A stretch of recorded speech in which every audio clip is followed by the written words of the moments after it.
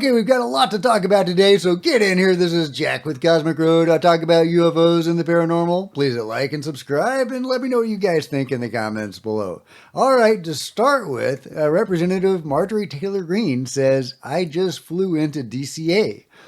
Before landing, our pilot announced he had to fly in from another direction due to unauthorized drone activity over the White House.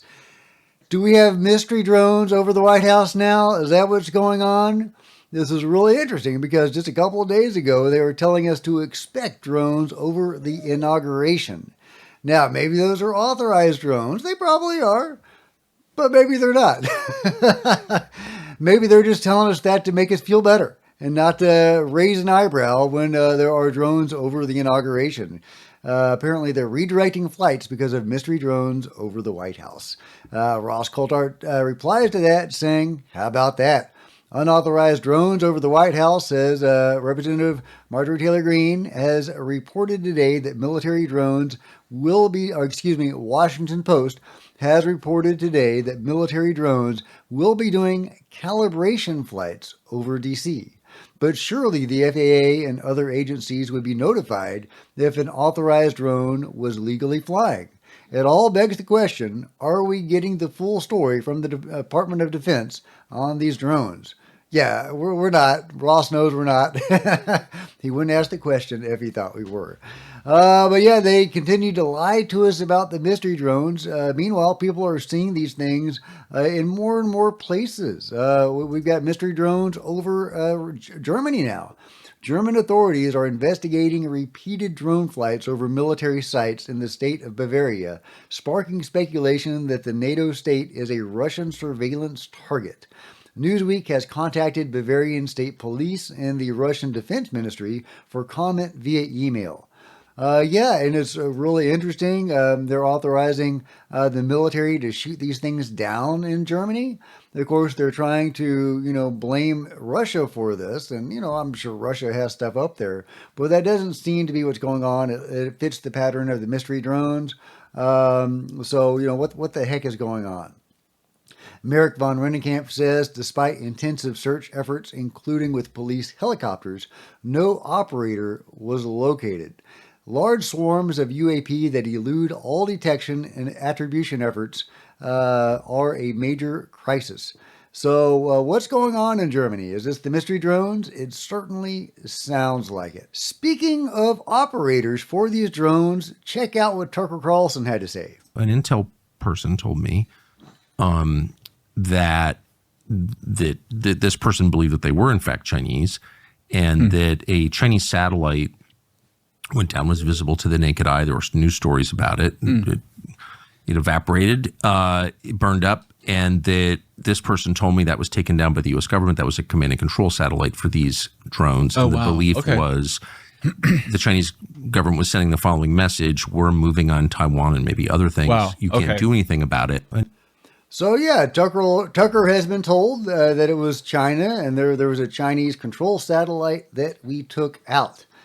But if that's the case, then why are the mystery drones still going on? Including, by the way, mystery drones over China. I've covered that before. And these things are getting more and more public too. This is on the 5th of January over a sporting event.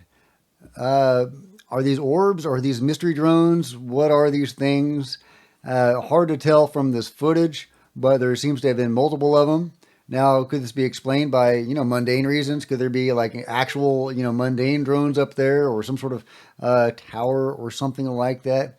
Hey, all possibilities are welcome. So let me know what you think these things are in the comments below, if you think these things are anomalous or not. But they do seem to change their pattern over time. So I don't think we're dealing with like a tower or something. These seem to be objects that are moving in the sky. This one is blinking like mystery drones, that we've seen before.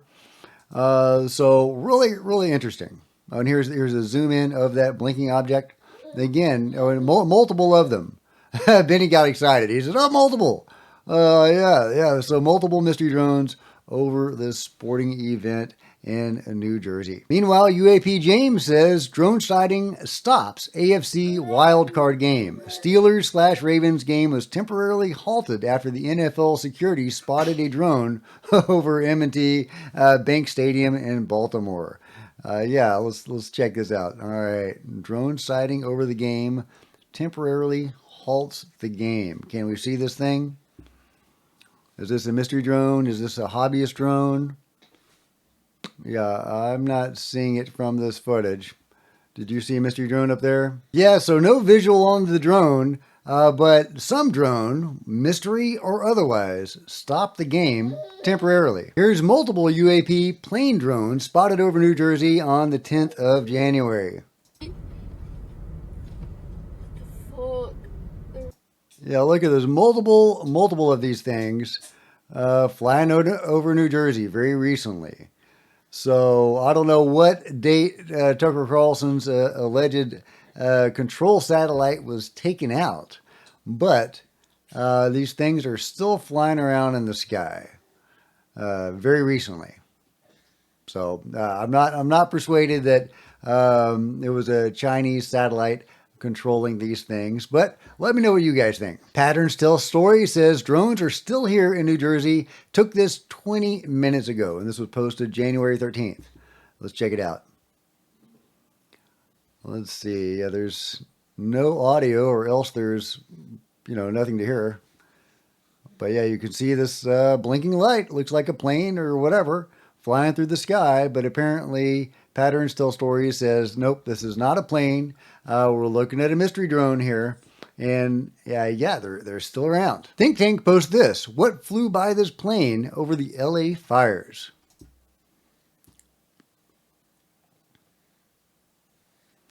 Now, if that's anomalous, I would say that's more of a Dragon UFO, one of the small UFOs that buzz aerial vehicles.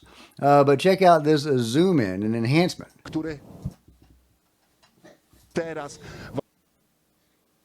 You got these two spheres, I guess, buzzing this aircraft. Now, maybe it's flying by a balloon or something. Could that be explained by, some sort of mundane means? Yeah, I guess. Totally. Do you think that could be a plane flying by a balloon? Or what's going on there? Is that in motion or not? I wish I could tell. Either way, really interesting footage.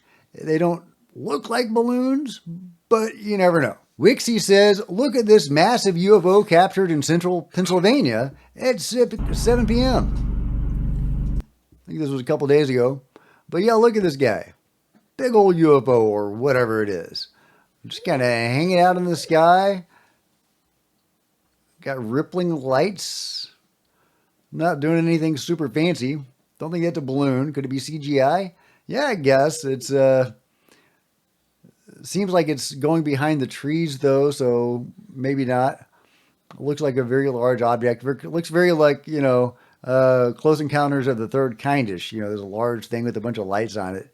Who knows if that's legit or if that could be explained by mundane means, but let me know what you guys think. Meanwhile, there is some controversy and debate about the new whistleblower that came on to Jesse Michaels' podcast, Randy Anderson.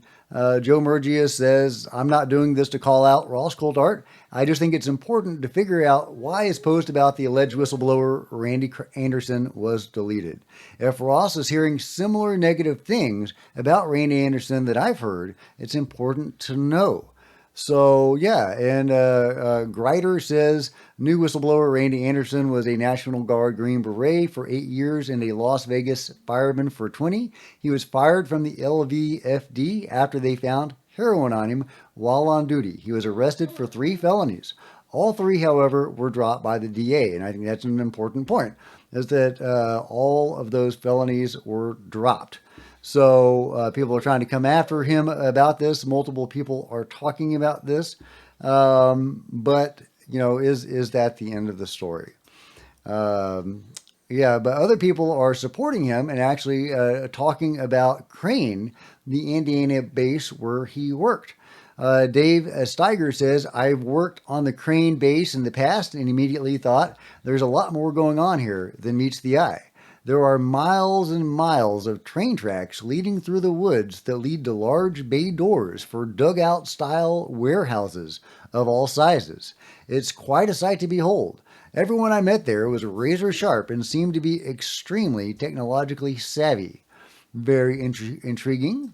And we were given the description that Crane is the Wright Patterson of the Navy. So very interesting. Somebody got an aerial of this thing, and these are supposedly all the bunkers or underground warehouses on this site. Now, Ross Coulthart has said that Wright Patterson was, and maybe he still is, a veritable parking lot of UFOs. So what do they have in these bunkers, guys?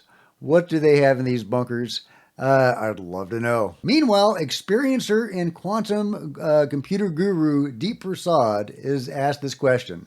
Do you have direct knowledge of retro engineering NHI technology that is going on and it's ready to be public? Deep says the short answer is yes. It going public, however, he says, is not up to me. But he does admit to having direct knowledge of reverse engineering alien technology. I think that's really fascinating, really important.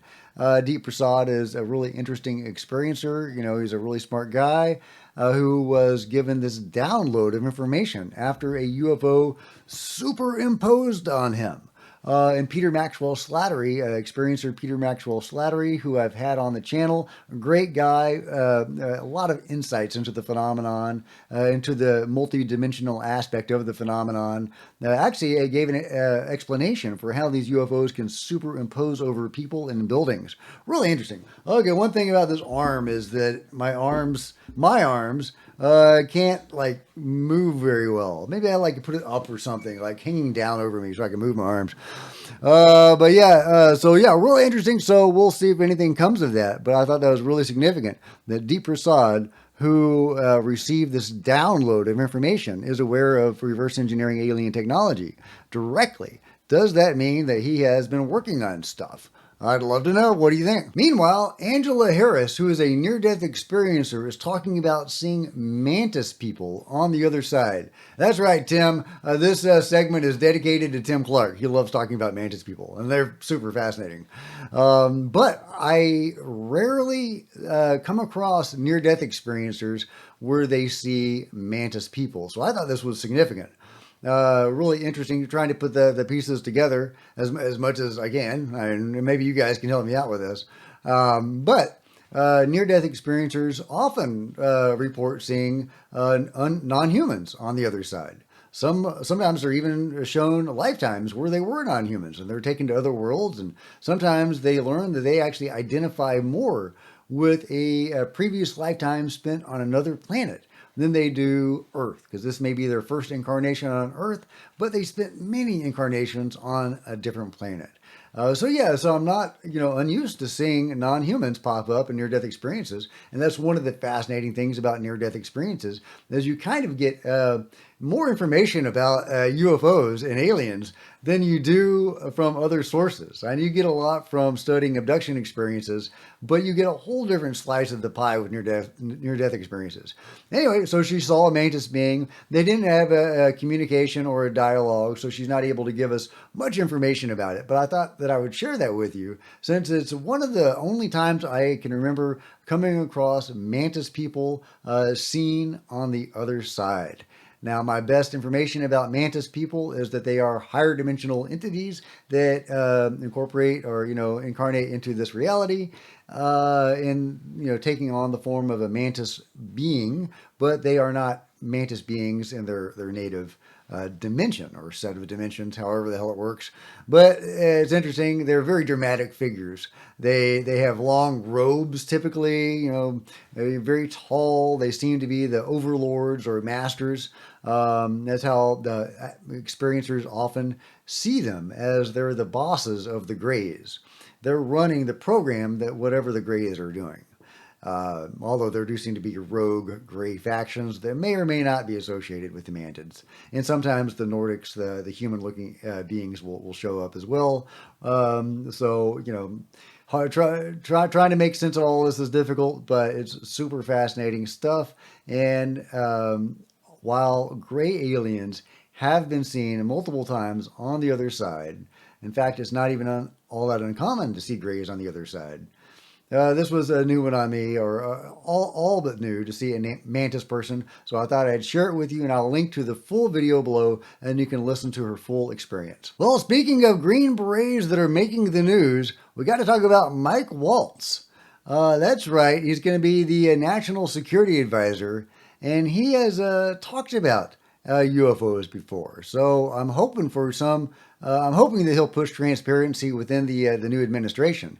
He has said previously that if this is some type of alien craft or just something we completely out of this world can't explain, then in my view, that's something that American people deserve to know. Now he uses the word if here, so maybe he's not saying we actually have this, but it is encouraging that he's at least saying that if this stuff exists, then the American people deserve to know about it.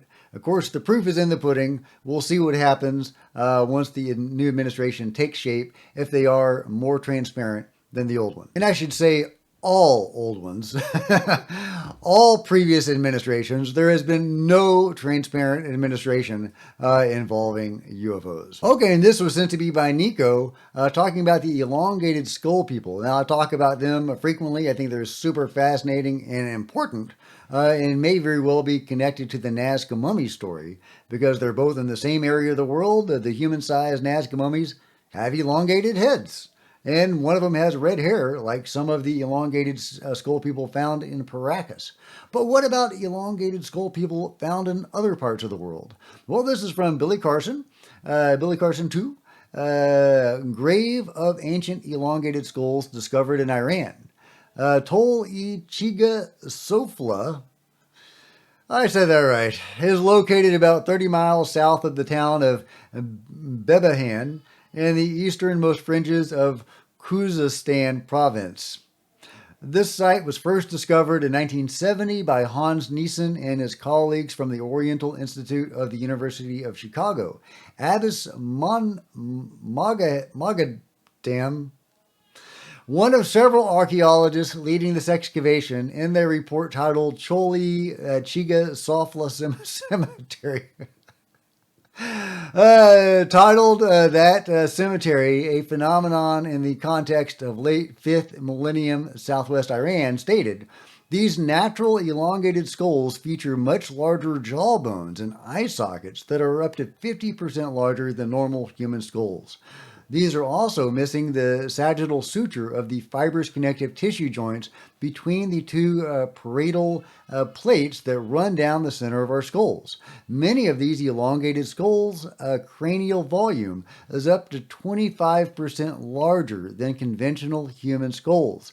Compare that with Maria, the Nazca mummy, the human-sized Nazca mummy, whose cranial capacity is 30% larger than a normal human's. A few skulls, Billy goes on, such as the Chongos skull in Ica Museum, has approximately 50% more cranial mass. Here's the key. Cranial deformation can certainly change the shape of a skull, but it can't add more cranial mass or volume to a skull. Some of these elongated skulls found at Choli-Chiga Sofla also appear to be natural elongated skulls as well. So yeah, these people span the globe, these elongated skull people, and I'm assuming that they were connected in some way, or maybe they migrated.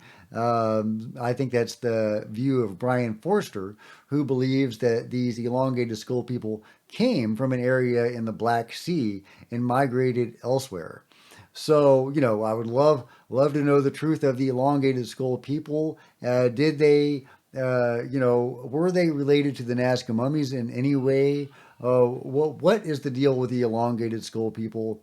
And if indeed there are little beings still running around the world today, as some evidence seems to suggest, could there be elongated skull people somewhere, some way? Let me know what you think. Let me know what you think about it all in the comments below. And if you've enjoyed this video, please give me a big thumbs up. I sure would appreciate it. Smash the like button and the subscribe button and the bell to be notified of future videos.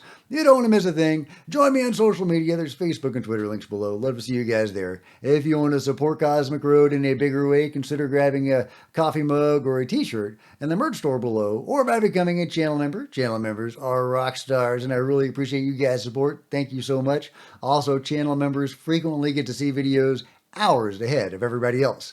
Meanwhile, there's plenty of other videos on the channel, and I'll see you guys next time. This is Jack with Cosmic Road, signing out.